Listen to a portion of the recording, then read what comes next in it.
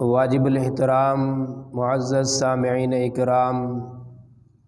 یہ جمادی الاولیٰ کا مہینہ ہے اور اس ماہ مقدس کے اندر اسلامی نقطۂ نگاہ سے ایک اہم واقعہ رونما ہوا جس کو ہم غزوہ موتا کے نام سے یاد کرتے ہیں۔ اور قرآن مجید فرقان حمید کی جو آیات مقدسہ میں نے پڑھی ہیں اس میں اللہ تعالیٰ نے اپنے حبیب کو حکم دیا، یا ایھا النبی جاہد الکفار والمنافقین واغلظ علیہم، اے محبوب آپ ان کفار اور منافقین کے ساتھ جہاد کیجئے اور ان کے اوپر سختی کیجئے۔ اور احادیث مبارکہ میں پیغمبر دو عالم صلی اللہ تعالی علیہ وسلم نے فرمایا کہ تم مشرکین سے اپنے مال، اپنی جان اور اپنی زبانوں کے ذریعے جہاد کرو۔ بہرکیف غزوہ موتا کا ایک اہم واقعہ اس ماہ مقدس کے اندر وجود میں آیا۔ اس واقعے کو بیان کرنے سے پہلے کچھ باتیں جو اس واقعے کو سمجھنے کے لیے ضروری ہیں وہ آپ کی خدمت میں عرض کر دیتا ہوں۔ اسلامی تاریخ کا ہم جب جائزہ لیتے ہیں، یہ جتنے بھی غزوات سرکار دو عالم صلی اللہ تعالی علیہ وسلم کی حیات طیبہ میں وجود میں آئے ہوں یا آپ کے دنیا سے رحلت فرمانے کے بعد رونما ہوئے، چند ایک غزوات کے علاوہ تمام غزوات میں مسلمانوں کی تعداد اور ان کے اسباب دشمنوں کے مقابلے میں انتہائی کم تھے، لیکن اس کے باوجود بھی اللہ تعالیٰ نے اہل ایمان کو کفار پر غلبہ عطا فرمایا۔ اور مسلمان کبھی بھی اپنی طاقت یا اپنے ہتھیار یا اسباب کی بیس پر جنگ نہیں لڑتا، بلکہ وہ اللہ کی ذات پر کامل اعتماد اور بھروسے کی بنیاد پر میدان میں اترتا ہے۔ اب غزوہ بدر کی تاریخ دیکھیں، 313 1000 سے لڑ رہے ہیں۔ غزوہ احد کی تاریخ اٹھائیے، 1000 3000 سے لڑ رہے ہیں۔ غزوہ خندق کو آپ دیکھیں، غزوہ حنین کو دیکھیں، تبوک اور یرموک کو دیکھیں، تمام غزوات میں مسلمانوں کی تعداد انتہائی کمزور ہونے کے باوجود اکثریت پر غالب آتی رہی۔ تو آخر اس کا کیا سبب تھا؟ تو جو اس کا سبب تھا وہ سمجھنا پہلے ضروری ہے۔ مسلمان جب میدان جنگ میں اترتا ہے تو اس کے دل میں دو باتیں ہوتی ہیں، ایک تو اس کے اندر شہادت کا ذوق ہوتا ہے، اور دوسرا وہ اللہ کی ذات پر وہ اعتماد اور وہ کامل بھروسہ اس کے اندر ہوتا ہے کہ اللہ کے سوا اسے کسی چیز کی کوئی خوف اور پریشانی لاحق نہیں ہوتی۔ تو جب اللہ پر کامل یقین اور اعتماد کے ساتھ آدمی میدان جہاد میں اترے گا تو یقیناً اللہ کا یہ وعدہ ہے کہ پھر اللہ تعالیٰ ان کی مدد اور نصرت بھی فرمائیں گے۔ ابھی آج کے دور میں ہم لوگوں کے پاس نہ وہ ایمانی کیپیسٹی ہے جو اللہ کو مقصود اور مطلوب تھی، نہ ہم دوسرے لوگوں کے مقابلے میں افراد اور اسباب میں زیادہ ہیں۔ تو ایمانی لیول بھی ہمارا وہ نہیں ہے اور دنیاوی وسائل کے اعتبار سے بھی ہمارے پاس وہ اسباب نہیں ہیں جو باقی لوگوں کے پاس ہیں۔ تو بہرکیف اللہ تعالیٰ نے قرآن مجید میں اپنا ایک تعارف کروایا ہے کہ اگر کوئی بھی انسان، قرآن میں اللہ فرماتا ہے وَمَن يَتَوَكَّلْ عَلَى اللَّهِ، جو اللہ پر کامل بھروسہ کرے، اور دوسرے مقام پہ فرمایا فَإِذَا عَزَمْتَ فَتَوَكَّلْ عَلَى اللَّهِ، جب تم کسی کام کے بارے میں اس کو سر انجام دینے کے لیے نکل پڑو یا عزم اور ارادہ کر لو، پھر اللہ کی ذات پہ بھروسہ کر لو اور اس کام کو کرنا شروع کر دو، اور اللہ تعالیٰ پھر تمہاری مدد اور نصرت فرمائیں گے۔ اب اللہ تعالیٰ کی مدد کو لینے سے پہلے کہ اللہ کی مدد ہمارے ساتھ شامل حال ہو جائے، کم از کم ہمیں یہ تو معلوم ہونا چاہیے کہ اللہ ہے کون، اللہ کی مدد اور نصرت کن صفات کو اپنانے کی بیس پہ شامل حال ہوتی ہے۔ تو میں چند ایک مثالیں آپ کی خدمت میں قرآن سے عرض کر دیتا ہوں کہ ہم لوگوں کے ذہنوں میں کم از کم اتنا تو ہو کہ جس اللہ کو ہم صبح و شام پکارتے ہیں وہ اللہ ہے کون؟ تو قرآن مجید فرقان حمید میں اللہ تعالیٰ نے اپنا تعارف مختلف انداز میں بیان کیا، اور ایک انداز جو بڑا قابل غور ہے جس میں اللہ تعالیٰ یہ فرماتے ہیں کہ میرے بندو دیکھو، اس کائنات کے اندر جہاں تک تم اپنی نظر دوڑا سکتے ہو اور جہاں تک تم غور و فکر کر سکتے ہو، اینما تکونو، اور دوسرے مقام پہ فرمایا اینما تولو فثم وجہ اللہ، جہاں تک تمہاری نظر جائے گی تمہیں اللہ ہی اللہ نظر آئے گا۔ اس کائنات کی ہر چیز کو جب ہم دیکھتے ہیں تو اس کا اختتام اللہ پہ جا کے ہوتا ہے۔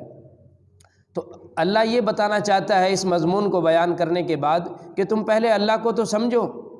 تمہیں یہ تو پتہ ہو کہ جس اللہ کو تم پکارتے ہو وہ کتنی پاورفل ذات ہے۔ اس اللہ سے اگر تم نے اپنا تعلق بنا لیا اور اس پہ اعتماد کامل اور بھروسہ کر لیا تو پھر تم ساری دنیا سے بھی لڑ سکتے ہو۔ یہی تو وجہ تھی کہ جو خالد ابن ولید جو ہے وہ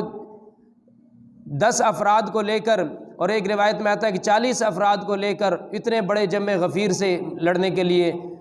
نکل پڑے تھے، اس لیے کہ ان کو پتہ تھا کہ ہم اللہ کی مدد ہمارے ساتھ ہے، ساری دنیا بھی ہمارے خلاف آ جائے تو ہمارا کچھ نہیں کر سکتی۔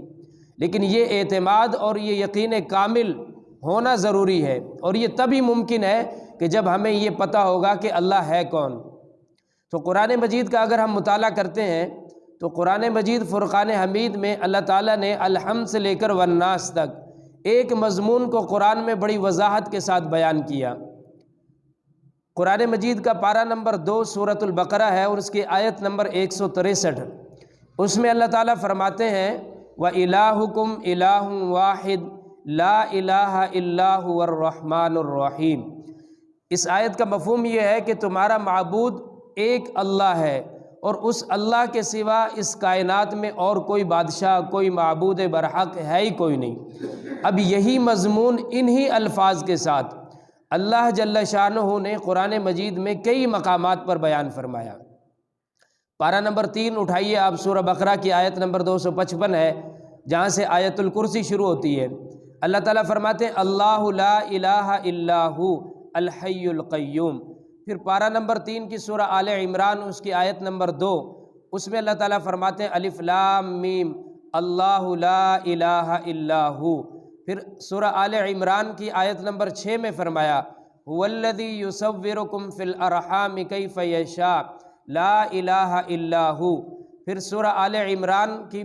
آیت نمبر 18 میں 2 جگہ پہ اللہ تعالیٰ نے ایک ہی آیت میں اسی مضمون کو 2 مرتبہ بیان کیا۔ فرمایا شہد اللہ انہ لا الہ الا ہو والملائکۃ واولو العلم قائما بالقسط لا الہ الا هو العزیز الحکیم۔ پھر پارہ نمبر 5 سورۃ النساء کی آیت نمبر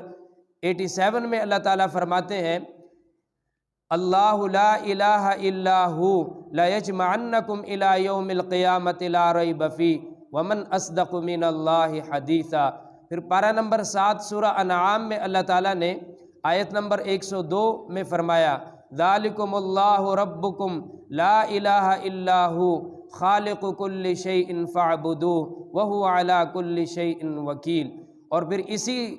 سورت کی آیت نمبر 106 میں پارہ نمبر 7 ہے، اس میں اللہ تعالیٰ فرماتے ہیں اتبع ما اوحی الیک من ربک لا الہ الا ہو واعرض عن المشرکین۔ پھر پارہ نمبر 9 سورہ اعراف کی آیت 158 میں اللہ تعالیٰ فرماتے ہیں قل یا ایہا الناس انی رسول اللہ الیکم جمیعا الذی لہ ملک السماوات والارض لا الہ الا هو یحیی ویمیت فآمنوا باللہ ورسولہ النبی الامی الذی یؤمن باللہ وکلماتہ واتبعوہ لعلکم تہتدون۔ پھر پارہ نمبر 10 سورۃ التوبہ کی آیت نمبر 31 میں اللہ تعالیٰ فرماتے ہیں اتخذوا احبارہم ورہبانہم اربابا من دون اللہ والمسیح ابن مریم وما امروا الا لیعبدوا الہا واحدا لا الہ الا ہو سبحانہ عما یشرکون۔ پھر پارہ نمبر 11 سورۃ التوبہ کی آیت نمبر 129 میں اللہ تعالیٰ فرماتے ہیں فَإِن تَوَلَّوْا فَقُلْ حَسْبِيَ اللَّهُ لَا إِلَٰهَ إِلَّا هُوَ عَلَيْهِ تَوَكَّلْتُ وَهُوَ رَبُّ الْعَرْشِ الْعَظِيمِ۔ پھر پارہ نمبر 12 سورۃ ہود کی آیت نمبر 14 میں اللہ تعالیٰ فرماتے ہیں فَإِن لَّمْ يَسْتَجِيبُوا لَكُمْ فَاعْلَمُوا أَنَّمَا أُنزِلَ بِعِلْمِ اللَّهِ وَأَن لَّا إِلَٰهَ إِلَّا هُوَ فَهَلْ أَنتُم مُّسْلِمُونَ۔ پھر پارہ نمبر 13 سورۃ الرعد کی آیت نمبر 30 میں اللہ تعالیٰ نے فرمایا كَذَلِكَ أَرْسَلْنَاكَ فِي أُمَّةٍ قَدْ خَلَتْ مِن قَبْلِهَا أُمَمٌ لِتَتْلُوَ عَلَيْهِمُ الَّذِي أَوْحَيْنَا إِلَيْكَ وَهُمْ يَكْفُرُونَ بِالرَّحْمَٰنِ قُلْ هُوَ رَبِّي لَا إِلَٰهَ إِلَّا هُوَ عَلَيْهِ تَوَكَّلْتُ وَإِلَيْهِ مَتَابِ۔ پھر پارہ نمبر 16 سورۃ طٰہٰ کی آیت نمبر 6 میں اللہ فرماتے ہیں اللہ لا الہ الا ہو لہ الاسماء الحسنی۔ پھر سورۃ طٰہٰ پارہ نمبر 16 کی آیت نمبر 98 میں اللہ تعالیٰ فرماتے ہیں انما الہکم اللہ الذی لا الہ الا ہو وسع کل شیء علما۔ پھر پارہ نمبر 18 سورۃ المؤمنون کی آیت نمبر 116 میں اللہ تعالیٰ نے فرمایا فتعالی اللہ الملک الحق لا الہ الا هو رب العرش الکریم۔ پھر پارہ نمبر 19 سورۃ النمل کی آیت نمبر 26 میں فرمایا انما الہکم اللہ الذی لا الہ الا ہو وسع کل شیء علما، اور فرمایا کہ اللہ لا الہ الا ہو وہو رب العرش العظیم۔ اور پھر اس کے بعد پارہ نمبر 20 سورۃ القصص کی آیت نمبر 70 میں اللہ تعالیٰ فرماتے ہیں وَهُوَ اللَّهُ لَا إِلَٰهَ إِلَّا هُوَ لَهُ الْحَمْدُ فِي الْأُولَىٰ وَالْآخِرَةِ وَلَهُ الْحُكْمُ وَإِلَيْهِ تُرْجَعُونَ۔ اور اس کی آخری آیات میں اللہ تعالیٰ آیت نمبر 88 میں فرماتے ہیں وَلَا تَدْعُ مَعَ اللَّهِ إِلَٰهًا آخَرَ لَا إِلَٰهَ إِلَّا هُوَ كُلُّ شَيْءٍ هَالِكٌ إِلَّا وَجْهَهُ لَهُ الْحُكْمُ وَإِلَيْهِ تُرْجَعُونَ۔ پھر پارہ نمبر 22 سورہ فاطر کے آیت نمبر 3 میں اللہ تعالیٰ نے اسی مضمون کو دہرایا اور فرمایا یا ایھا الناس اذکروا نعمت اللہ علیکم هل من خالق غیر اللہ یرزقکم من السماء والارض لا الہ الا هو فانا تؤفکون۔ پھر پارہ نمبر 23 سورۃ الزمر کی آیت نمبر 6 میں فرمایا خلقکم من نفس واحدہ ثم جعل منها زوجها وانزل لکم من الانعام ثمانیۃ ازواج یخلقکم فی بطون امہاتکم خلقا من بعد خلق فی ظلمات ثلاث ذالکم اللہ ربکم لا الہ الا ہوا فانا تصرفون۔ پھر پارہ نمبر 24 سورۃ المومن کی آیت نمبر 3 میں فرمایا غافر الذنب وقابل التوب شدید العقاب ذی الطول لا الہ الا ہوا الیہ المصیر۔ اسی سورۃ المومن کی آیت نمبر 62 اور 65 میں بھی یہی مضمون بیان کیا، فرمایا کہ ذالکم اللہ ربکم خالق کل شیء لا الہ الا ہوا فانا تؤفکون۔ اور آیت نمبر 65 میں فرمایا هو الحی لا الہ الا ہو فادعوہ مخلصین لہ الدین الحمد للہ رب العالمین۔ پھر پارہ نمبر 25 سورۃ الدخان کی آیت نمبر 8 میں اللہ تعالیٰ فرماتے ہیں لا الہ الا ہوا رب العرش العظیم۔ اور پھر پارہ نمبر 25 کے اندر سورۃ الدخان میں اللہ تعالیٰ اسی مضمون کو دہراتے ہیں اور فرمایا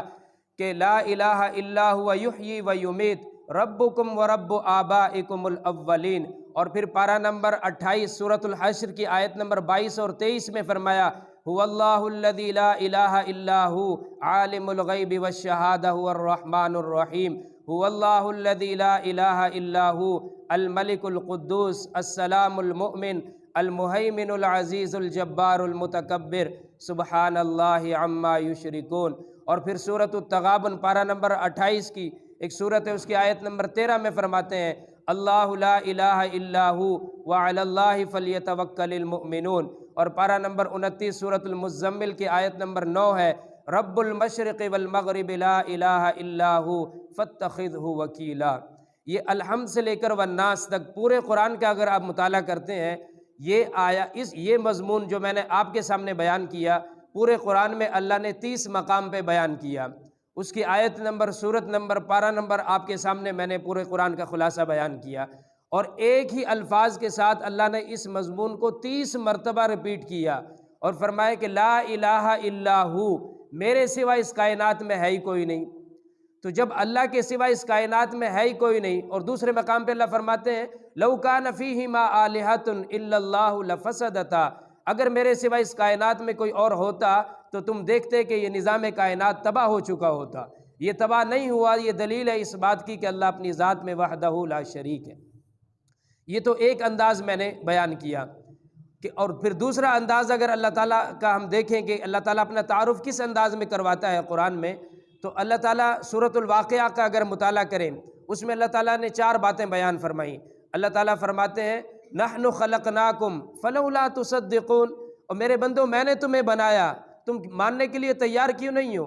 پھر آگے اللہ نے مثال دے کے ہم سے سوال بھی کیا اور سمجھایا بھی۔ اللہ تعالیٰ پوچھ رہے ہیں افرأیتم ما تمنون، کیا جب ایک مرد اپنی بیوی سے ملتا ہے اور وہ نطفہ پانی کی شکل میں جب رحم کے اندر گرتا ہے تو اللہ پوچھتا ہے انتم تخلقونہ ام نحن الخالقون، کیا اس پانی کے وہ جو ناپاک ایک پانی کا قطرہ ہے اس سے انسان تم بناتے ہو یا ہم بناتے ہیں؟ تو اللہ تعالیٰ پوچھتے ہیں بتاؤ تو صحیح، جو تم اللہ کو نہیں مانتے تم اپنی تخلیق میں ہی غور کر لو کہ تمہیں کس نے بنایا ہے۔ اور دوسرے مقام پہ اللہ تعالیٰ فرماتے ہیں کہ یہ میرے بندے ثم جعلناہ نطفۃ فی قرار مکین، میں نے تمہیں ایک ناپاک پانی کے قطرے سے بنایا، ثم خلقنا النطفۃ علقہ، پہلے اس نطفے کو رحم میں پہنچایا، پھر اس سے جمع ہوا خون بنایا، فخلقنا العلقۃ مضغہ، پھر اس گوشت سے ہڈیاں بنائیں، فخلقنا المضغۃ عظاما، پھر ان گوشت سے ہڈیاں بنائیں، فکسونا العظام لحما، ہڈیوں پہ گوشت چڑھایا، ثم انشأناہ خلقا آخر، پھر یہ شکل و صورت عطا فرمائی، فتبارک اللہ احسن الخالقین، کیسا خوبصورت اللہ ہے جو یہ شکلیں اور یہ صورتیں عطا کرتا ہے۔ تو اللہ نے پوچھا اانتم تخلقونہ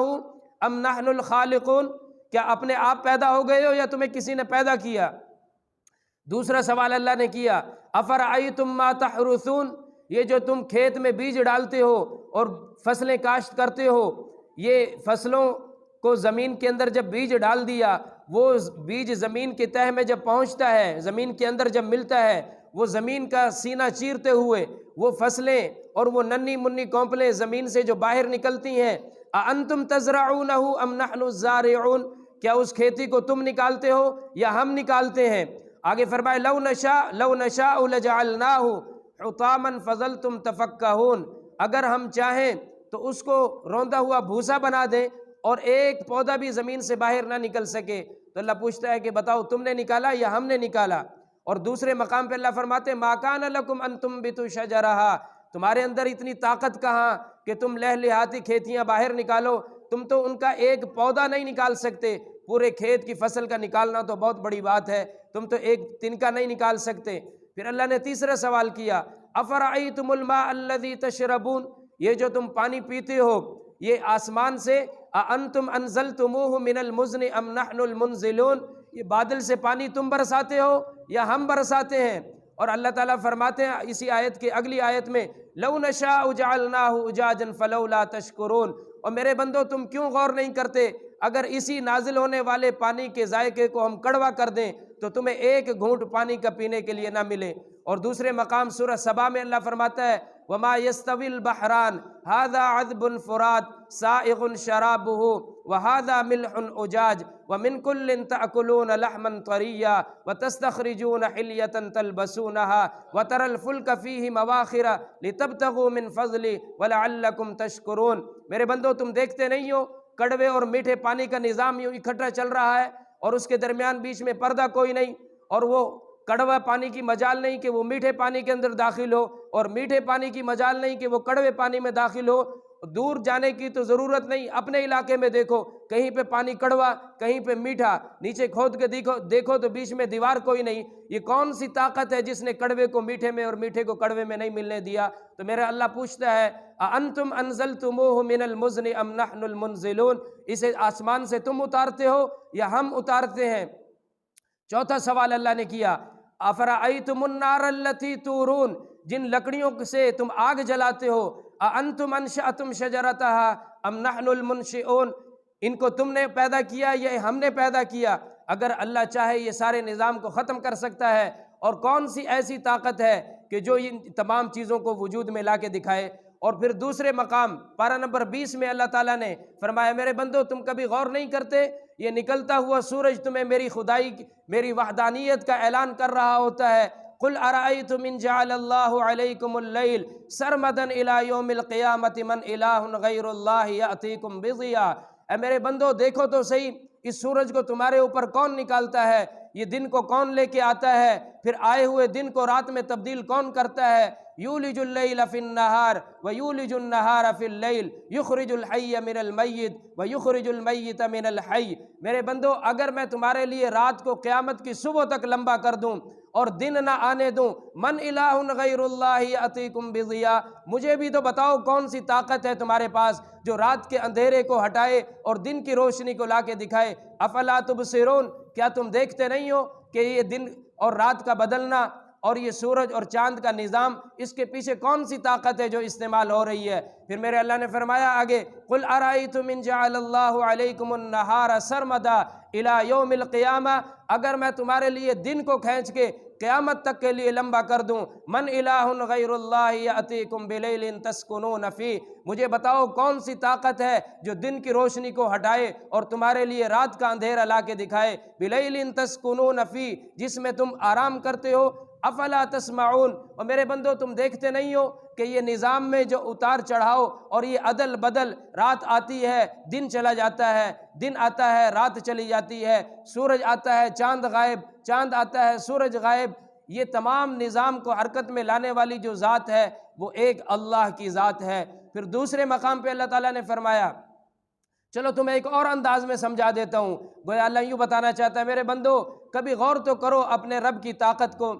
جانچنے کے لیے، اور اپنے اوپر کھڑے آسمان کو دیکھ کے ہی اندازہ لگا لو اور اپنے آپ سے سوال کرو، امن خلق السماوات، اے میرے بندو مجھے بتاؤ یہ اتنا بڑا آسمان، اور ایک آسمان نہیں، قرآن کہتے ہیں وَلَقَدْ خَلَقْنَا فَوْقَكُمْ سَبْعَ طَرَائِقَ وَمَا كُنَّا عَنِ الْخَلْقِ غَافِلِينَ، اور کہیں پہ کہتا ہے الَّذِي خَلَقَ سَبْعَ سَمَاوَاتٍ وَمِنَ الْأَرْضِ مِثْلَهُنَّ، کہ جس نے تمہارے اوپر 7 آسمان کھڑے کیے تہ بتہ۔ تم نے کبھی غور کیا کہ اس کے بغیر عمد ترونہا، تم اپنی آنکھوں سے دیکھتے ہو اس میں ستون کوئی نہیں، اور تم ایک چھوٹی سی عمارت بناتے ہو، اس پہ چھت ڈالنے کی جب ضرورت پڑتی ہے بغیر دیواروں اور ستونوں کے تم اس چھت کو نہیں ٹھہرا سکتے، اتنا بڑا آسمان ستون کوئی نہیں، اور ایک نہیں 7 آسمان تہ بتہ کھڑے کیے، تو کون سی طاقت ہے جس نے اس آسمان کو کھڑا کیا؟ کبھی غور نہیں کیا؟ پھر فرمایا کہ اس آسمان کے اندر هو الذی جعل الشمس ضیاء والقمر نورا وقدرہ منازل لتعلموا عدد السنین والحساب، پھر اس میں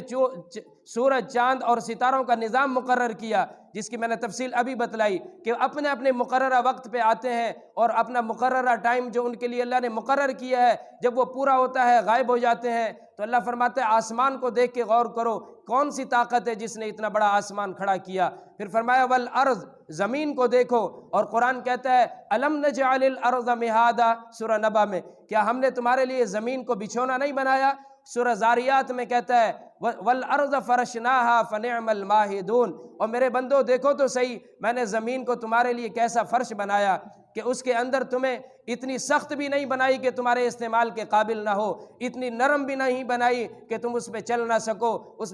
اس کے اندر تم اپنی ضروریات زندگی کے لیے اس کو اپنے استعمال میں نہ لا سکو۔ میرے بندو جیسی تمہیں ضرورت تھی ویسی زمین بنائی، تو دیکھو تو صحیح میں نے زمین کو کیسے بچھایا۔ پھر فرمایا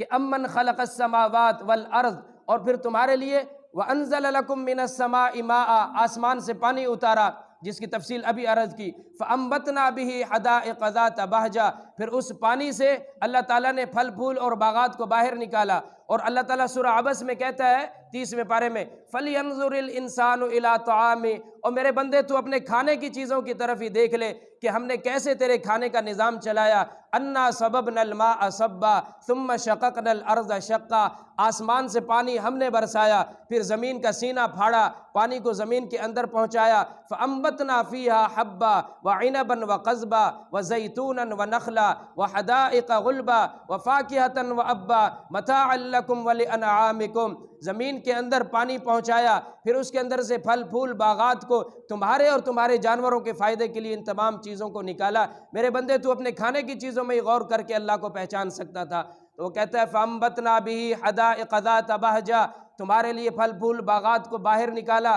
مَا كَانَ لَكُمْ أَن تُنبِتُوا شَجَرَهَا، تمہارے پاس تو وہ طاقت نہیں کہ تم اس کا ایک پودا بھی پیدا کر سکو۔ اِلٰہٌ مع اللہ، اب اللہ نے گلہ کیا اور پوچھا اِلٰہٌ مع اللہ، کہ مجھے بھی تو بتاؤ کیا ایسی زبردست طاقت جو تمہارے لیے آسمان اور زمین کا نظام بنائے، دن اور رات کا نظام بنائے، تمہارے لیے تمہاری غذا کے لیے بہترین نظام کی ترتیب دے، اور اس اللہ کے سوا کوئی اور ایسی ذات ہے کہ جس کے در کو تم چھوڑ کے غیروں کے پیچھے پڑ گئے؟ تو اللہ پوچھتے اِلٰہٌ مع اللہ، مجھے بھی تو بتاؤ کیا میرے سوا کوئی اور ہے جس کے در پہ تم جاتے ہو؟ بل ہم قوم یعدلون، پھر اللہ نے خود ہی فرمایا نہیں نہیں، میرے سوا تو ہے ہی کوئی نہیں، بلکہ یہ لوگ اپنے آپ سے دھوکہ کر رہے ہیں، اپنے آپ سے غداری کر رہے ہیں کہ ھکذا جزاء من احسن الیک، جو اچھا کرے اس کو یہ صلہ دیا جاتا ہے۔ هل جزاء الاحسان الا الاحسان، احسان کا بدلہ تو احسان ہوتا ہے، آپ کے ساتھ کوئی بھلا کرے تو اس کا بدلہ تو یہ ہے کہ آپ اس کے ساتھ بھلا کرو۔ وہ اتنا بڑا نظام اس نے تمہارے لیے بنایا اور اس کا ایک ہی مطالبہ تھا، میرے بندے ان اعبدونی ھذا صراط مستقیم، میرے راستے پہ چلنا، شیطان کی پیروی نہ کرنا، یہ تمہارا کھلا ہوا دشمن ہے، کھلا دشمن ہے، اس کے پیچھے مت چلنا۔ ہم نے اسی رب سے بغاوت کر لی، اسی رب سے ٹکر لے لی جس نے ہمارے لیے ساری کائنات کے نظام کو بنایا اور سجایا اور ہمیں حکم دیا میرے بندو یہ میری نعمت، ان سے استفادہ حاصل کرو اور میرا ایک مطالبہ ہے اس کو پورا کرو۔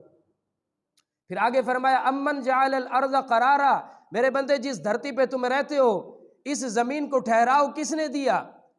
آپ بائک چلائیں یا گاڑی چلائیں اور سامنے آپ کے سکرین نہ ہو یا آپ کے آنکھوں پہ چشمہ نہ ہو اور 70-80 کی سپیڈ پہ آپ گاڑی کو دوڑائیں تو ہوا کے پریشر سے آپ کی آنکھیں نہیں کھل پاتی۔ تو اللہ کہتا ہے امن جعل الارض قرارا، یہ جس سواری پہ تم سوار ہو اس دھرتی پر، معلوم ہے یہ کتنی تیز رفتاری کے ساتھ گردش کر رہی ہے اور کبھی اس نے یہ محسوس ہونے دیا؟ تو وہ پوچھتا ہے امن جعل الارض قرارا، کون ہے جس نے اس زمین کو ٹھہراؤ دیا؟ کیسا ٹھہراؤ دیا؟ فرمایا والجبال اوتادا، اور کبھی فرمایا وجعل لها رواسیا، ہم نے اس کے اندر پہاڑوں کو گاڑ دیا جس نے اس زمین کو ٹھہراؤ دیا۔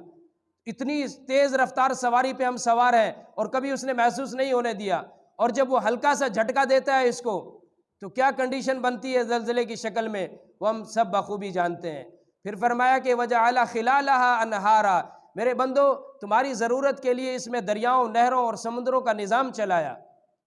اور تمہارے لیے میں نے اس کے اندر وہ چیزیں رکھی جن کی تمہیں ضرورت تھی۔ پھر پوچھا الہ مع اللہ، کیا میرے سوا کوئی اور ہے؟ بل اکثرهم لا يعلمون، فرمایا نہیں نہیں، بلکہ بہت تھوڑے لوگ ہیں جو اتنا کچھ جاننے کے باوجود بھی اپنے رب کو یاد کرتے۔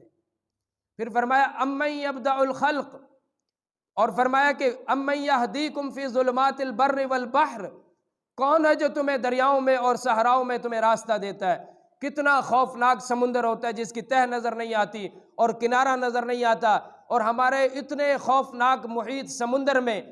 وہ جہاز جو اتنے بڑے سمندر میں ایک تنکے کی حیثیت رکھتے ہیں اور وہ اتنے خوفناک سمندر میں ایک ملک سے دوسرے ملک پار ہو جاتے ہیں، تو پوچھتے ہیں امن یہدیکم فی ظلمات البر والبحر، مجھے بتاؤ تو صحیح اتنے خوفناک محیط سمندر میں تمہیں راستہ کون بتلاتا ہے، جہاں پہ نہ تم سورج کی کرنیں بھی نہیں پہنچتی وہاں پہ ان جزیروں میں، اور تم ایک ملک سے دوسرے ملک پار چلے جاتے ہو، اور وہ خوفناک اور گھنے جنگل جن میں سورج کی کرنیں تک نظر نہیں آتی، تمہیں کون راستہ تمہارے لیے ہموار کرتا ہے؟ وَمَن يُرْسِلُ الرِّيَاحَ بُشْرًا بَيْنَ يَدَيْ رَحْمَتِهِ، مجھے بتاؤ کہ بارش کے آنے سے پہلے خوشخبری لے کے آنے والی ہوائیں کون چلاتا ہے؟ بارش آنے سے پہلے ٹھنڈی ہوائیں چلتی ہیں، سیاہ گھٹائیں اٹھتی ہیں، بادل آتے ہیں جو یہ پیغام لاتے ہیں کہ ان قریب اب اللہ تعالیٰ رحمت کی بارش برسانے والا ہے۔ تو وہ پوچھتا ہے کہ وَمَن يُرْسِلُ الرِّيَاحَ بُشْرًا بَيْنَ يَدَيْ رَحْمَتِهِ، میری رحمت کے آنے سے پہلے تمہارے لیے خوشخبری لے کے آنے والی ہوائیں کون چلاتا ہے؟ اِلٰہٌ مع اللہ، کیا ہے کوئی تمہارے رب کے سوا کوئی اور جو یہ سب کچھ کر سکتا ہو؟ پھر فرمایا امن یبدأ الخلق ثم یعیدہ، کون ہے جس نے تمہیں عدم سے وجود بخشا؟ اور سورۃ دہر میں اللہ کہتا ہے هل اتى على الانسان حين من الدهر لم يكن شيئا مذکورا، اے انسان لوٹ اپنے ماضی کی طرف اور دیکھ اپنی ماضی کو، تیرے اوپر ایک زمانہ ایسا گزرا تھا تیرا وجود نہ تھا۔ انا خلقنا الانسان من نطفہ امشاج نبتلیہ فجعلناہ سمیعا بصیرا، ایک ناپاک قطرے سے ہم نے تجھے یہ شکل و صورت عطا کی، آج تو ہمارے ہی سامنے کھڑا ہو گیا۔ تو اللہ فرماتے ہیں امن یبدأ الخلق، کون ہے جس نے تمہیں پیدا کیا؟ ثم یعیدہ، وہ پھر تمہیں دوبارہ پیدا کرے گا۔ یہ نہیں کہ موت کے بعد کہانی ختم ہو گئی اور اس کے بعد قصہ ختم۔ وہ تمہیں دوبارہ پیدا کرے گا اور پھر تمہیں اپنے سامنے لا کے کھڑا کرے گا اور پوچھے گا بتاؤ میں نے دنیا میں جس لیے بھیجا تھا اس پہ کتنی محنت کر کے آئے؟ تو پوچھتے ہیں امن یبدأ الخلق ثم یعیدہ، کون ہے جس نے تمہیں عدم سے وجود بخشا اور پھر تمہیں موت دی اور موت کے بعد دوبارہ اٹھائے گا؟ ومن یرزقکم من السماء والارض، کون ہے جو تمہیں آسمان اور زمین سے رزق دیتا ہے؟ الہ مع اللہ، کیا تمہارے رب کے سوا کوئی اور بھی ہے؟ اب آگے اللہ تعالیٰ نے بڑا خوبصورت جملہ فرمایا۔ اب یہ سارے گلے کرنے کے بعد اللہ تعالیٰ نے فرمایا، میں اپنے الفاظ میں یوں کہتا ہوں کہ گویا اللہ یوں کہنا چاہتا ہے کہ بھائی میری نظر میں اور جہاں تک میں نے کائنات کو بنایا پھیلایا تو میری تو ٹکر کا ہے ہی کوئی نہیں، چلو مان لیا کہ تم یہ سمجھتے ہو کہ میری ٹکر کا کوئی ہے، تو اللہ کہتا ہے قل ہاتوا برہانکم ان کنتم صادقین، وہ میرے سامنے بھی تو لاؤ نا جس کے بارے میں تمہارا دعویٰ ہے، اگر تم اپنے دعوے میں سچے ہو تو اس کو میرے سامنے لا کے دکھاؤ کہ یا اللہ یہ ہے وہ دوسری ہستی جس کی وجہ سے ہم نے تیرا دربار چھوڑ دیا تھا۔ کہتے ہیں ہاتوا برہانکم ان کنتم صادقین، لاؤ۔ تو یہ اللہ نے اپنا تعارف کروایا کہ میرے بندوں میں یہ ہوں جس کی طاقت بے مثال، جس کا علم بے مثال، جس کی پکڑ اتنی مضبوط، ان بطش ربک لشدید، جس کا علم ان اللہ یعلم مثقال ذرہ، ایک ذرے کے برابر کائنات میں کوئی چیز چھپ نہیں سکتی، ان اللہ یمسک السماوات والارض ان تزولا، جس کی طاقت اتنی مضبوط کہ آسمان اور زمین کو گرنے سے روکا ہوا ہے۔ اب اللہ تعالیٰ پوچھتا ہے میرے بندو جب سب کچھ میرے پاس ہے تو پھر تمہیں چاہیے کہ مجھ سے دوستی لگاؤ، مجھ سے تعلق بناؤ، جس کی طاقت اور جس کی پاور اتنی ہو اس سے تو تعلق بن جائے تو سارے مسائل حل ہو جاتے ہیں۔ یا جس کے پاس، جس کو 4 آدمی سلام کرتے ہو یا دنیاوی کوئی چھوٹا سا عہدہ اس کے پاس ہو تو لوگ جب وہ گزرتا ہے لوگ سلام کرتے ہیں کہ چند ہمارے مفاد اس سے منسلک ہیں اس لیے ہم اس کو سلام کرتے ہیں۔ تو اللہ فرماتا ہے میرے بندو تمہارے تو زندگی سے لے کر موت تک اور موت کے بعد سے لے کر میرے تک پہنچنے تک تمہارے سارے مفاد ہی مجھ سے جڑے ہوئے ہیں، تو میرے سامنے کیوں نہیں جھکتے؟ یہ ان تمام آیات کا خلاصہ ہے جو میں نے آپ کے سامنے عرض کی۔ اب میں اختصار کے ساتھ وہ بات عرض کرتا ہوں جس کے لیے میں نے یہ اللہ کا تعارف آپ کے سامنے پیش کیا کہ جب ہمیں یہ پتہ ہوگا کہ جس اللہ کو ہم اپنا رب مانتے ہیں وہ اتنی پاورفل ذات ہے تو پھر اس سے تعلق تو بنانے میں آسانی ہوگی۔ اب پیغمبر دو عالم صلی اللہ تعالی علیہ وسلم نے ایک صحابی رسول تھے حارث بن عمیر ازدی رضی اللہ تعالی عنہ، ان کو آپ نے بصرہ کے حاکم کے پاس ایک خط دے کے بھیجا جس میں آپ نے ان کو ایمان کی دعوت لکھی اور دین حق کی طرف انہیں بلایا۔ جب وہ ملک شام پہنچتے ہیں تو اردن کے علاقے میں بلقاء ایک مقام ہے، وہاں پہ روم کا جو بادشاہ تھا ہرقل، اس کا ایک وزیر تھا گورنر، اس کا نام تھا شرحبیل بن عمر غسانی۔ اس نے اس صحابی رسول کو حارث بن عمیر ازدی کو گرفتار کیا اور گرفتار کرنے کے بعد ان کو شہید کر دیا۔ اور اس زمانے میں یہ ترتیب تھی کہ اگر کوئی فریق مخالف کا قاصد دوسرے فریق کے پاس پہنچتا ہے چاہے ان کی لاکھ دشمنیاں ہوں تو قاصد سے کچھ نہیں کہا جاتا تھا۔ خیر انہوں نے اس کو شہید کر دیا۔ پیغمبر دو عالم صلی اللہ تعالی علیہ وسلم کے پاس اس کی اطلاع ملی تو آپ نے 3000 کا لشکر تیار فرمایا اور لشکر تیار کرنے کے بعد آپ نے ان کو اس بادشاہ سے مقابلہ کرنے کے لیے آپ نے روانہ کیا۔ اب وہ بادشاہ آپ نے تو بھیجا تھا اس کو کہیں اور بصرہ بھیجا تھا، وہ راستے میں ہرقل جو بادشاہ تھا اس کے گورنر نے اس کو بلقاء مقام پہ قتل شہید کر دیا صحابی رسول کو۔ تو اب آپ نے 3000 کا لشکر روم کے بادشاہ سے لڑنے کے لیے تیار کیا۔ تو اب اس لشکر کے جو سپہ سالار تھے آپ نے ایک جھنڈا سفید رنگ کا آپ نے جھنڈا تیار کیا اور وہ جھنڈا آپ نے زید ابن حارثہ رضی اللہ تعالی عنہ کے ہاتھ میں دیا۔ توجہ رکھنا، میں 2-4 منٹ میں یہ غزوہ موتہ کا واقعہ اختصار کے ساتھ آپ کے سامنے عرض کرتا ہوں۔ زید ابن حارثہ کے ہاتھ میں جب آپ نے جھنڈا تھمایا تو آپ نے فرمایا اگر زید ابن حارثہ شہید ہو جائے تو جھنڈا جعفر بن ابی طالب کے حوالے کر دیا جائے، حضرت علی کے بھائی تھے۔ اگر جعفر بن ابی طالب بھی شہید ہو جائے تو یہ جھنڈا عبداللہ ابن رواحہ کے حوالے کیا جائے۔ اگر عبداللہ ابن رواحہ بھی شہید ہو جائے تو پھر مسلمان باہمی مشاورت سے جس کو اپنا امیر اور سپہ سالار مقرر کرنا چاہیں یہ جھنڈا اس کے سپرد کر دیا جائے۔ اب یہ پیغمبر دو عالم صلی اللہ تعالیٰ علیہ وسلم اس 3000 کے لشکر کو مدینہ سے لے کر اور مدینہ کے باہر تک آپ ان کو الوداع کرنے کے لیے خود تشریف لائے، اور جو آپ کا ایک انداز تھا، آپ واعظ و نصیحت فرماتے رہے۔ اب جب آپ ان کو الوداع کرنے لگے تو حضرت عبداللہ ابن رواحہ رضی اللہ تعالی عنہ یہ جب رخصت ہونے لگے تو رونے لگے، تو لوگوں نے کہا کہ شاید موت کے ڈر سے رو پڑے، تو انہوں نے فرمایا کہ نہیں، موت کے ڈر سے نہیں رویا۔ توجہ رکھنا، 2-3 باتیں بڑی قابل غور ہیں۔ تو انہوں نے پوچھا کس وجہ سے روئے؟ انہوں نے کہا میں نے پیغمبر دو عالم صلی اللہ تعالی علیہ وسلم کی زبان اطہر سے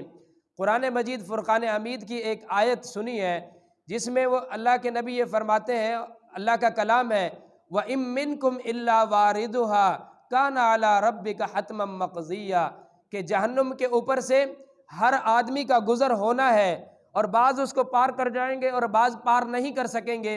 تو میں وہ منظر دیکھ کے رو پڑا کہ معلوم نہیں کہ میرا گزر پار کرنے والوں میں ہوگا یا گرنے والوں میں ہوگا۔ یعنی صحابی رسول ہونے کے باوجود اتنا اللہ کا خوف غالب تھا۔ ہم لوگ تو 4 نمازیں پڑھ کے ہم کہتے ہیں ہم سے بڑا عاشق رسول ہی کوئی نہیں ہے، ہم تو لیبل اتنے بڑے لگا بیٹھتے ہیں، پلے ہے کوئی شے نہیں، اور وہ سب کچھ کرنے کے باوجود بھی کہہ رہے ہیں معلوم نہیں کہ میرا گزر اس کے اوپر سے ہو سکے گا کہ نہیں ہو سکے گا۔ لوگوں نے تسلیاں دیں۔ توجہ رکھنا، ہمارے ہاں جیسے حج کرنے کے لیے لوگ جاتے ہیں نا، تو لوگ کہتے ہیں اللہ تمہیں خیری سلامتی لے جائے اور خیری سلامتی واپس لائے۔ تو ان لوگوں نے بھی کہا اللہ تمہاری مدد کرے، اللہ تمہاری معاونت فرمائے، تمہیں خیری سلامتی لے جائے اور خیری سلامتی تمہیں واپس لائے۔ اس پہ عبداللہ ابن رواحہ نے چند اشعار پڑھے جو میں آپ کو سنانا چاہتا تھا۔ عبداللہ ابن رواحہ نے کہا اے لوگو، یہ کیا بات کر دی تم نے کہ اللہ ہمیں خیری سلامتی واپس لائے؟ لیکننی اسأل الرحمن مغفرتاً، میں تو اپنے رب سے یہ سوال کرتا ہوں کہ اللہ میری مغفرت فرما، وضربۃ ذات فرغ، اور میں اللہ تعالیٰ سے یہ سوال کرتا ہوں کہ ایک ایسا نیزہ آئے اور ایسا میرے اوپر وہ وار کرے کہ جس کی وجہ سے میرے جسم سے خون، جھاگدار خون باہر نکلے۔ اور پھر فرمایا کہ میں یہ چاہتا ہوں کہ میں اللہ کے راستے میں شہید کر دیا جاؤں، اور جب تم حتیٰ اذا مروا علی قبری، جب تم میری قبر سے گزرو تو تم یہ کہو ارشدہ اللہ من غاز وقد رشدا، کہ واقعی یہ جو شہید ہے اللہ ان کی مغفرت فرمائے اور یہ واقعی راہ راست پہ تھے۔ انہوں نے فرمایا تم میری واپسی کی دعائیں کرتے ہو، میں چاہتا ہوں کہ میرے اوپر ایک سخت قسم کا دشمن حملہ آور ہو اور وہ میرے اوپر تیر تلوار اور نیزوں کے ایسے وار کرے کہ میں اللہ کے راستے میں جام شہادت نوش کروں۔ اب یہ حضرات روانہ ہوئے، ادھر سے ہرقل جو روم کا بادشاہ تھا، 3000 صحابہ ہیں، اور روم کا بادشاہ 1,00,000 رومیوں کی فوج لے کے مقابلے کے لیے میدان میں آیا، اور بلقا مقام کے قریب ایک بستی تھی معان، وہاں پہ وہ خیمہ زن تھا، اور مسلمانوں نے جب آمنا سامنا ہوا تو مسلمانوں نے اس جگہ جہاں پہ یہ جنگ موتا لڑی گئی، ایک چھوٹی سی بستی تھی، اس کا نام تھا موتا، اس مقام پہ مسلمانوں نے پڑاؤ ڈالا اور وہیں پہ یہ روم کے بادشاہ سے مسلمانوں کی لڑائی ہوئی۔ اب 1,00,000 تو رومی ہے، اور روم اس وقت ایسی حیثیت میں تھا جیسے آج کل امریکہ کی حیثیت ہے۔ عرب کے لوگ رومیوں سے ڈرتے تھے، بڑے جنگجو اور بہادر تھے۔ 1,00,000 اس کی اپنی فوج تھی، اور 1,00,000 وہاں کے جو مختلف قبائل عرب تھے جو گرد و نواح میں آباد تھے، ان کے بھی افراد جمع ہوئے، اور 1,00,000 عرب وہ رومیوں کے ساتھ ملے، اور 2,00,000 روم کے بادشاہ کے پاس فوج ہے، اور 3,000 سے لڑنے کے لیے میدان میں اتر رہے ہیں۔ اب وہ جو میں نے اللہ کا تعارف کرایا نا سارا، وہ اسی بیس پہ تھا کہ یہ 3,000 کا لشکر یہ جان چکے تھے کہ جس رب کا ہم کلمہ پڑھتے ہیں وہ اتنا پاورفل ہے، اس لیے میں نے وہ آیات پڑھی۔ تو اب جب سامنا ہوا تو زید ابن حارثہ کے ہاتھ میں جھنڈا تھا، اب یہ میدان میں سامنے آئے، تو اب مقابلہ کرنے کے لیے سامنے جب میدان میں اترے تو لڑتے رہے، بالآخر شہید ہوئے۔ جب جھنڈا نیچے گرا تو جعفر بن ابی طالب حضرت علی کے بھائی تھے، انہوں نے جھنڈا اٹھایا، اور جھنڈا اٹھا کے اب جب میدان میں جانے لگے تو گھوڑے پہ سوار تھے، سرخ رنگ کا گھوڑا تھا، گھوڑے پہ سوار، اور ایک دم جھنڈا ہاتھ میں لیا اور نیچے اترے، اور نیچے اتر کے اپنے گھوڑے کے خود ہی چاروں ٹانگیں کاٹ دیں، اور ایک شعر پڑھا اور انہوں نے کہا کہ وہ جنت یا حبذ الجنت واقترابها، جنت کتنی عالی شان چیز ہے اور اس کا قرب کتنا ہی زبردست ہے، طیبۃ وبارد شرابها، کیا خوبصورت اس میں اس کے محلات ہیں اور کیا ہی ٹھنڈا اس کا پانی ہے، والروم روم دنا عذابها، اور رومیوں پہ عذاب کا وقت قریب آ چکا ہے، اور فرمایا کہ علیہ، میرے ذمے ہے، اذا لاقیتها ضرابها، کہ جب میں ان سے ملوں تو اپنی تلوار سے ان کی گردنیں اڑاؤں۔ اپنے گھوڑے کے پاؤں خود کاٹ دیے، میدان میں اترے اور اتنا لڑے کہ ایک صحابی رسول فرماتے ہیں جب وہ شہید ہوئے تو ہم نے ان کے جسم پر، ایک روایت میں آتا ہے سامنے 40 تیر اور تلوار اور نیزے کے زخم تھے، اور ایک روایت میں آتا ہے کہ 90 تیر تلوار اور نیزے کے زخم ان کے جسم کے ظاہری حصے پہ تھے، اور بیک سائیڈ پہ کتنے زخم تھے وہ اس کے علاوہ ہیں۔ پھر اس کے بعد عبداللہ جب یہ شہید ہوئے تو اللہ کے نبی نے ان کو 2 لقب دیے، ایک جعفر طیار کا لقب دیا، اور دوسرا آپ نے فرمایا جعفر ذو الجناحین، کہ اللہ نے ان کے دونوں بازو کٹ گئے تھے جب وہ میدان میں اترے نا، تو ایک ہاتھ سے جب تلوار چلا رہے تھے، ایک ہاتھ میں جھنڈا تھا، تو دشمنوں نے حملہ کیا، دایاں بازو کٹ گیا، انہوں نے جھنڈا اپنے کٹے ہوئے بازو کے ساتھ تھاما، تلوار دوسرے ہاتھ سے مقابلہ کرتے رہے، انہوں نے دوسرا ہاتھ بھی کاٹ دیا کہ جھنڈا نیچے گرے، انہوں نے دونوں کٹے ہوئے بازوؤں سے اس جھنڈے کو تھاما، تو ایک کافر نے پیچھے سے وار کیا جس سے جسم کے 2 ٹکڑے ہو گئے، اور جھنڈا جب نیچے گرا تو عبداللہ ابن رواحہ نے جھنڈا اٹھایا، اور عبداللہ ابن رواحہ میدان میں آئے اور مقابلہ کیا، اور بالآخر وہ بھی شہید ہوئے، چونکہ پیغمبر دو عالم صلی اللہ تعالی وسلم نے روانہ کرتے ہوئے فرمایا تھا زید ابن حارثہ شہید ہوں تو جعفر بن ابی طالب جھنڈا اٹھائیں گے، جعفر بن ابی طالب شہید ہوں تو عبداللہ ابن رواحہ اٹھائیں گے، اگر یہ بھی شہید ہو جائیں تو مسلمان اپنے باہمی مشاورت سے کسی کو اپنا امیر مقرر کریں۔ ایک منافق وہاں اس مجلس میں بیٹھا ہوا تھا، انہوں نے کہا یہ تینوں تو شہید ہو گئے، انہوں نے پوچھا تمہیں کیسے پتا؟ انہوں نے کہا پیغمبر کا اس طرح اشارہ کرنا یہ حقیقی بات کی طرف اشارہ ہوتا ہے، اور دیکھ لینا یہ تینوں ضرور شہید ہوں گے، اور بالآخر وہ تینوں جنگ موتا میں یہ تینوں حضرات شہید ہوئے۔ اب جب یہ تینوں حضرات شہید ہوئے تو اب ایک شخص نے جھنڈا اٹھایا، اور جب اس نے تاکہ جھنڈا نیچے نہ گرے، جب جھنڈا اٹھایا تو لوگوں نے کہا اب تم ہی ہمارے سپہ سالار ہو، انہوں نے کہا نہیں میں یہ ذمہ داری نہیں لے سکتا، تو مشورہ ہوا، تو پھر جھنڈا اس شخص کے ہاتھ میں آیا جس کو آج تاریخ سیف اللہ کے نام سے یاد کرتی ہے، حضرت خالد ابن ولید نے جھنڈا اٹھایا، اور خالد ابن ولید نے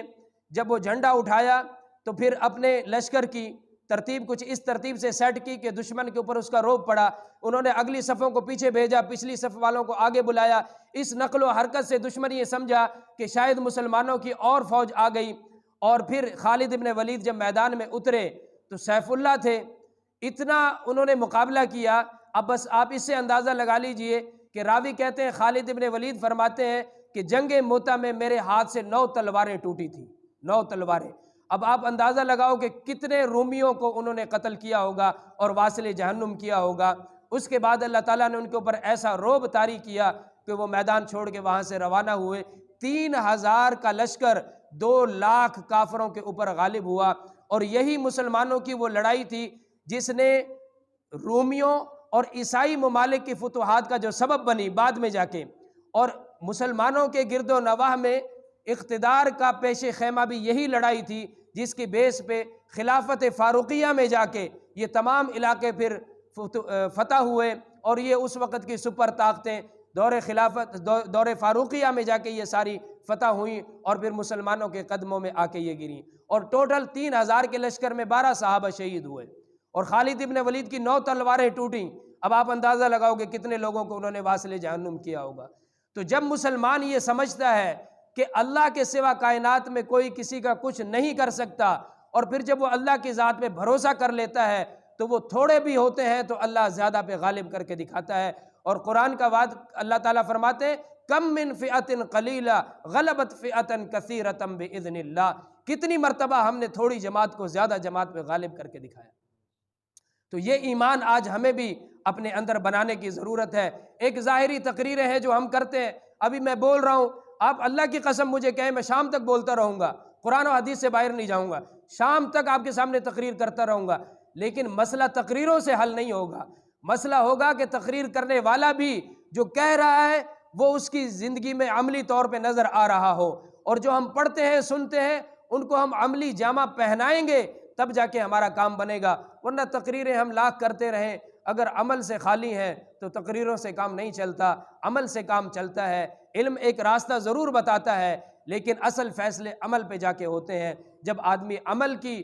کے اوپر آ کے کھڑا ہوتا ہے پھر اللہ تعالیٰ اس کے لیے راہیں ہموار کرتا ہے۔ تو یہ جنگ موتا کا مختصراً سا واقعہ آپ احباب کے سامنے عرض کیا، اس سے ہمیں بڑا خوبصورت ایک میسج ملتا ہے کہ اگر آج کے دور میں مسلمان اپنی ایمانی کیپیسٹی کو مضبوط کرے، اللہ کی ذات پہ کامل بھروسہ کرے، تو پھر اللہ تعالیٰ اس کی دنیا کے اندر بھی تمام مسائل کو حل فرمائیں گے اور آخرت کے اندر بھی اللہ تعالیٰ اس کے لیے آسانیاں پیدا فرمائیں گے۔ میری اللہ تعالیٰ سے دعا ہے کہ اللہ تعالیٰ ہم سب کو اپنی ذات پر کامل ایمان نصیب فرمائے۔ وآخر دعوانا ان الحمد للہ۔